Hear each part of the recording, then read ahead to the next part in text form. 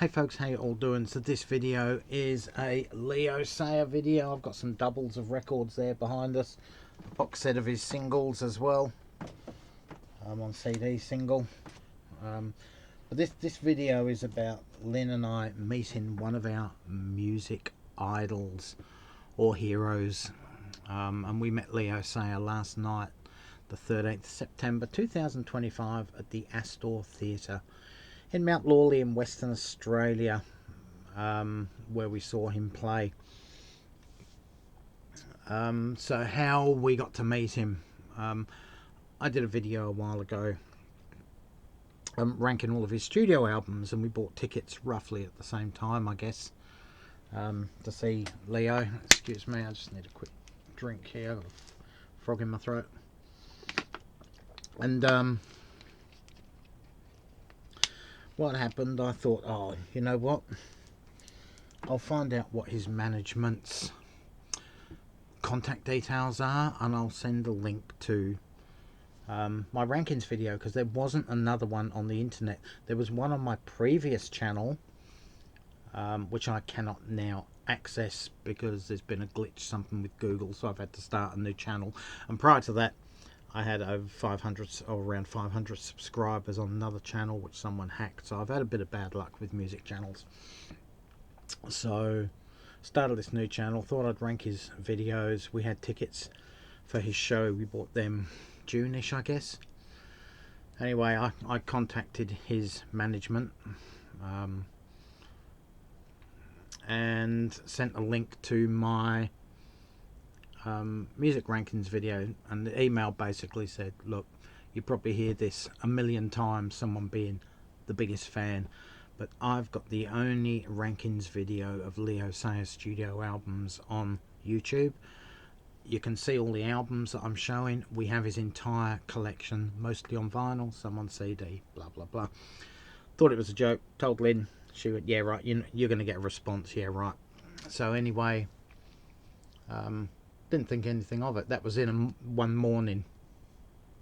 I went to work at about 10 o'clock in the morning. By 3:30 I had an email back from his touring manager, which is different than his management. It's the manager that deals with his tours and that. And he sent me an email, just got sent this from Leo's manager. Would be more than happy to fit you in somewhere when he's in Perth for a short meet and greet type thing. Let us know when you're at the venue that night. I'll come out and see you, arrange the details. Brilliant. Didn't think nothing of it. So then Lynn decides to, because she follows him on Facebook anyway, she direct messaged Leo Sayer, who does actually comment on his own account. He doesn't leave it up to PR people, and she sent a link to my video also. Anyway, within a few hours, this video, Leo had actually uploaded it to his Facebook account. Sort of said, you know, there's this nice guy, he's just ranked all of my studio albums, he's got some interesting observations, and that seems to be a good precursor, because next year I'm releasing a career encompassing box set, so that's sort of a good precursor to it. So yeah, he'd actually watched the video, made some great comments about it, didn't think nothing of it. Anyway, roll on yesterday evening, we got to the show. I saw someone in management from the Astor Theatre, showed him a copy of the email and said, can you get to come and see me as per this email. And within literally 3 minutes, 4 minutes, 5 outside, his tour manager come round. I said, where do I know you from? Because he didn't recognise me. I said, oh, I'm the guy that put the YouTube video up. And it was, oh yeah, that's right, yep. Showed him the email.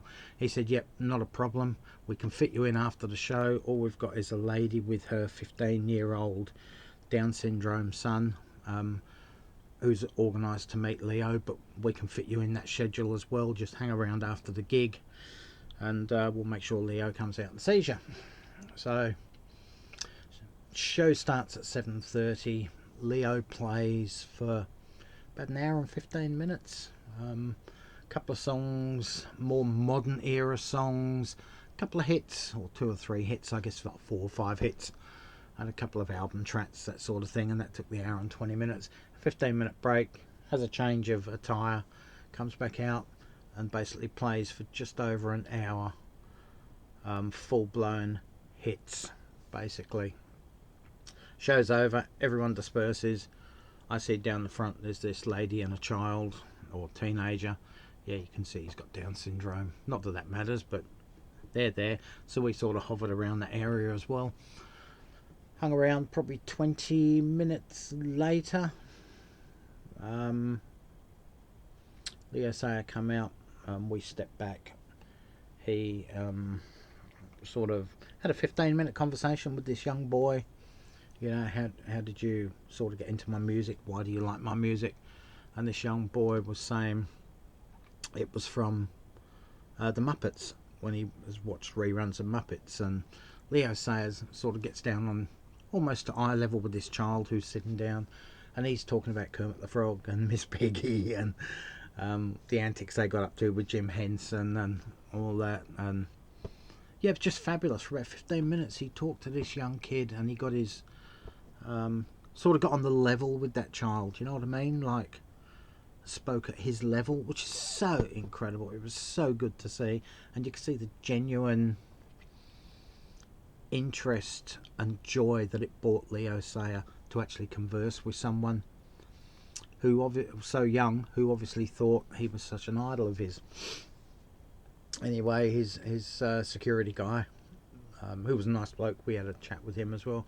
He went to the front of the theatre, got a poster, a tour poster, brought it back. Leo signed it, and away they went. Anyway, Leo came over to us, shook hands.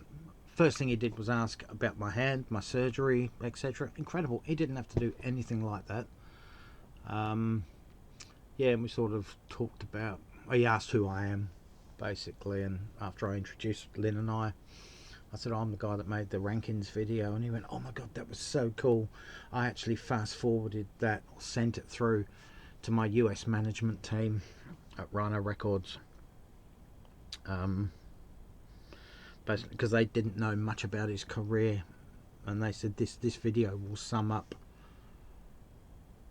my music, my albums, and what I do and all that, which they were obviously unaware of a lot of that. And this guy's very knowledgeable, and that's been passed on to all the people in this his record label over in the US, which I thought was brilliant.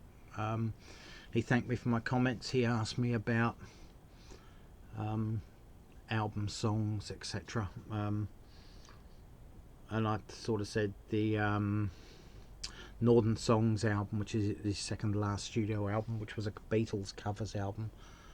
Sort of explained, you know, it come in at 5 out of 10 or whatever it was, just on the pass mark.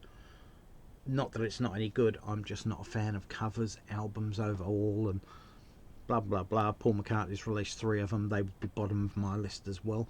Not because they're not any good, it's just because they're covers albums. I don't mind covers songs, but I'm really not a fan of listening to a whole album of covers by one artist. And he respected that. He understood where I was coming from, and sort of respected that I realised that he had changed the arrangements on them to suit his own style, which he did, which I did mention in the video. He changed them to suit Leo Sayer. And yeah, we had a bit of a chat, and he went into a bit more about how he recorded at the Apple Studios. He knew John Paul, George and Ringo quite well through the years. He actually lived in a flat in London that was just under where Yoko Ono rented a flat also, and that was at the time where John was meeting Yoko and meeting up with her, and a couple of little stories about that. I'm not going to go into it. What Leo said, I'm not going to get into specifics, because that was all this is off the cuff comments. I never intended to film it, because I thought it would be more natural and, you know, less, I don't know if you could say cage is probably the word, but less on guard. So it was just us talking. So I'm not going to go into too much, but yeah, he was really enjoyed John and the other Beatles for that matter. And yeah, just went into a few other things, and he said, would you like a couple of photos? Yep, brilliant. I said, would you sign a couple of albums for each of us? And he went, yeah, not a problem. So I said, well, I'll pick a couple, and Lynne, do you want to get a couple that you want signed? She said, yep. So I opened my backpack, which I have here. I pulled out 1992, which is a collection of unreleased songs from 1992, which was only released like December last year, which I didn't get until after my albums ranking. As you can see, Leo signed the cover there. I actually told him it's such a good album that it would be top 5 in my rankings video had I've had it and knew the album prior to doing the video, and he was very grateful that someone thought those songs were so good. There's still another 10 or 15 songs from that period that haven't been released, which at this stage anyway. And then I pulled out this. I said, you might be very surprised from this one. This could be a blast from the past. So I pulled out this single, Patches, Living in America. Now this was a band that Leo Sayer was in prior to going solo. They only released one single, Living in America. And he was like so taken back that someone actually had a copy of this single. And I'm sort of saying, do you realise how long and how hard it was to actually even find this on eBay? And Leo ended up saying, you know, he buys some of his stuff on eBay now, some of his back catalogue, you know, different pressings, European pressings, Japanese pressings, etc., just to have different things in his catalogue. And he said it's a shame to actually sign this because he likes the album cover, the single cover. I don't know whether I should have asked whether he actually designed this himself, because he was a graphic designer prior to entering the music industry. But anyway, he signed it small there in the corner, so he didn't disrupt the image too much. So then Lynn's looking through this, and she pulls out this one, which is probably her favourite album. He signed that also, and Leo said, "Oh, how many have you got? Oh, how many have you got in there?" And I turned and I said, "All of them." All 17 studio album covers. I mean, there's 6 I think on compact disc, which I don't have on vinyl, but the rest are vinyl. And he said, "Oh well, come on then." I said, "What, you'll sign them all?" And he goes, "Yeah, why not? I haven't got nothing else to do at this stage right now." So he did. He signed every studio album cover by himself. So that's on the back of Another Year. We didn't get to Lynne or to Lloyd written on it. We don't get into that sort of stuff. Signed Silverbird.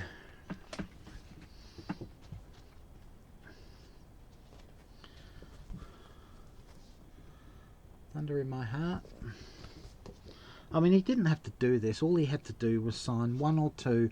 I would have been more than happy, but I thought I'd bring them anyway just to be a cheeky sod. And it actually worked. But you know, that was good for him, and he was talking the whole time while he was doing it about little bits and pieces, the music industry, his life, things when he was younger, etc. It was such a cool little relaxed little conversation that we had. He smeared that with his hand, but that's okay. And to be honest, I looked at this album cover and he said, "It's the Twin Towers." And I had no idea. I hadn't even bloody thought of that on any of these things. And he says subsequent editions now have had the Twin Towers removed from, he believed that they'd had them removed from the cover art.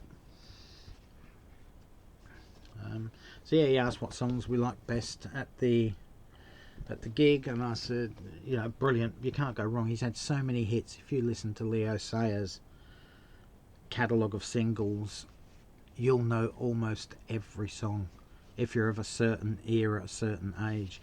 And it was absolutely incredible. He splashed in a few album tracks obviously as well to split it up, but it was just brilliant. And I said, oh, you know, I waited all night for I Can't Stop Loving You, which I absolutely loved. That was his final song that he played live at the gig. I absolutely loved that song, but he played a slightly different version from the original, but it doesn't matter, brilliant nonetheless. And I said, oh, I would have really liked you to have played Heart Stop Beating in Time, which was from around 1982 from memory. I could be wrong, but I'm pretty sure it was from, yeah, it is. Oh, here it is. It's right here. It's on this album, which is 1983. Have You Ever Been in Love? Second track, side 2. I said I love that song as well, and his eyes sort of lit up, and you could see the cogs in his head going like, oh, I haven't played that for a while. That's what it felt like. I don't look at set lists and what he plays. It just spoils it for me. So he just had that little light bulb moment, eureka moment, where he obviously thought, oh, I haven't played that in a while. But I could be wrong, but that's what it felt like to me. So yeah, there's that album as well. But he was fabulous live. He hit every note. He didn't try to go into the highest range of falsetto, because when you're 77 years of old age, you know, it's going to be hard to do that sort of stuff. But he did very well. He had a pretty tight band with him. He had 2 great backing singers, and the gig was brilliant. He couldn't complain about any of it. This is the album I'm talking about, the Beatles one, Northern Songs.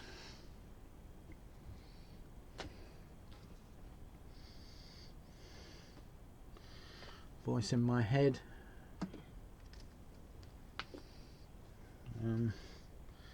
Restless Years. Signed that one as well. Cool Touch. He mentioned something about this when he was signing it. I can't remember what it was. It was either being, I don't know, remixed for the box set or something, or I could be wrong, but he actually mentioned it wasn't well received at the time, but it's a well received now or something like that. But I can't really remember too much. Don't Wait Until Tomorrow. It's a collection of his own songs that he reimagined, and Can't Stop Loving You's on this, and this is the version that he played live the other night. He did say that the best place to sign this one is on the inside cover there, which is really good of him. So yeah, he played, you know what I mean, he signed all these. He couldn't have done any more if he tried. And finally that one, Selfie. It was just an absolute incredible experience. So overall, Leo Sayer spent 30 minutes roughly talking to us, just all off the cuff stuff. He was humorous, he was funny, he was intelligent, he was actually interested in fans, and he seemed to be especially interested in my thoughts on his albums, and what I thought of them being a fan, because of my video, which was so cool. You know, I thought it was fabulous. He actually took an interest. Now, he did say this box set that's coming out next year, don't know if I should say this or not, but I will. I'm not giving away trade secrets. It's a career spanning box set released on compact disc only. At this stage, it's going to contain all 17 of his studio albums. There's going to be another album of tracks from this period, which will take it to 18 albums. He's trying to get it expanded to 20 at the moment, so he didn't really go much into it, whether he was going to get demos on there or B-sides or a live album or even that greatest hits again, or something like that. But he's trying to get it expanded to 20 albums in a box set, which will be really good. He's also saying Endless Flight, which is his most well-known album and most iconic album cover. This is getting a remix, I think he said, or a do-over for next year, because next year is the 50th anniversary of his most iconic album. This one has Hold On To My Love, You Make Me Feel Like Dancing, Reflections, When I Need You. Magdalena's on this one as well, How Much Love, and the title track. Absolutely brilliant amongst others. It's an almost perfect pop rock album. But yeah, he rocked it out last night. He played harmonica quite a bit. A couple of songs evolved into bluesy jams as well, which I thought was interesting. He's also at the moment in the process, he said after some more conversation about that Beatle covers album, he's in the process of either recording or he's recorded his take on Astral Weeks by Van Morrison. Now I don't know if I really should have said that or not, but if you're a fan, you're going to get hyped up by that anyway. So basically I'm advertising a bit of free information. I mean, it's not cloak and dagger secrecy stuff like a Taylor Swift album or, you know, the latest Beatles albums or Paul McCartney's latest album or anything like that. Leo Sayer's a great guy. I don't think he would mind me saying anything like that. And yeah, so after about 30 minutes, signed everything, had a chat, had some photos taken. His security guy, he was really good. He took a lot of the photos for us, suggested a few things. Friendly as well, just like Leo Sayer. His tour manager is a really nice guy as well, Andrew. Obviously his management, that's run by Mark, I'm giving their names now at the end of the video, so you have to watch the end of it to get this. He was obviously really nice to forward everything on. So yeah, can't fault anyone under the Leo Sayer business umbrella. Absolutely fabulous. One of the last things he said to me, or us as we left, was keep in touch. So this morning I sent off a lovely email on behalf of myself and Lynne to Mark, his management team, and his tour manager was CC'd Andrew into it, his tour management. I said what a fabulous job they did. You know, they couldn't have done any more for us. Thanks for giving us the great opportunity. Leo's a fantastic guy. You guys are fantastic. Can you please forward this email on to Leo? I included my email address, my mobile phone number, and obviously a link to this YouTube channel. That way, if you can contact me through that, you can also get me through Facebook as well. So if he's got anything, and I've also asked if there's a chance that before this box set gets released, I could have do some sort of interview with Leo on StreamYard or something like that to sort of promote the album, because obviously I do know quite a bit about his music, so we could have an interesting talk about what's going on, etc. But that's up to him. That's in his court now. I'm not going to be a groupie and hassle the guy. You know, he met me, I met him, Lynne met him. We had a fabulous time. Nicest guy in rock, in my opinion. So yeah, that's just how last night went for us and how impressed we were with Leo Sayer. I've met probably 8, 9, maybe 10 musicians over the decades, mostly international. I've only met